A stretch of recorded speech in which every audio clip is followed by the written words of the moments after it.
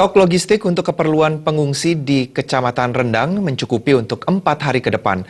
Sejauh ini koordinasi dengan pusat logistik di Tanah Ampo terjalin dengan baik sehingga kekurangan keperluan pengungsi cepat teratasi. Demikian diungkapkan Koordinator Posko Logistik UPTD Pertanian Rendang, Wayan Sudiarte.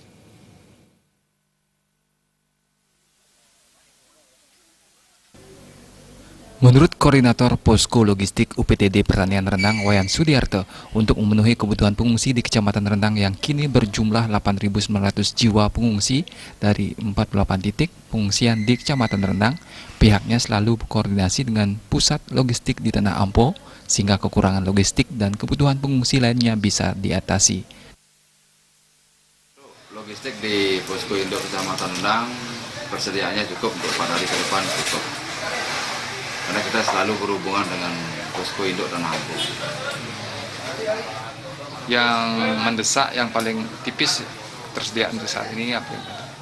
Kalau dilihat dari kebutuhan, saya kira tidak ada yang sampai tipis. Artinya persediaan kalau sayuran memang 2 hari sekali dikirim, tapi kita langsung drop ke pengungsi.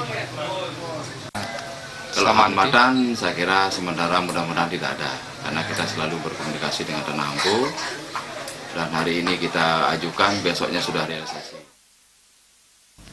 Ditambahkannya untuk memenuhi kebutuhan pengungsi hampir 9.000 jiwa, termasuk 1.525 jiwa pengungsi yang berada di tenda-tenda UPTD Pertanian Rendang, pihaknya memerlukan sedikitnya 3 ton beras per hari dan didistribusikan setiap 4 hari.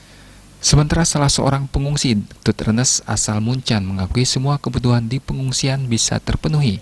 Dirinya dan keluarga mengungsi di Banjar Tengah Nongan bersama 60 warga serta warga dari Pucang.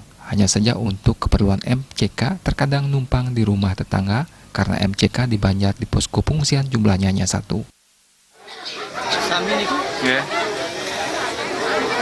Medan serang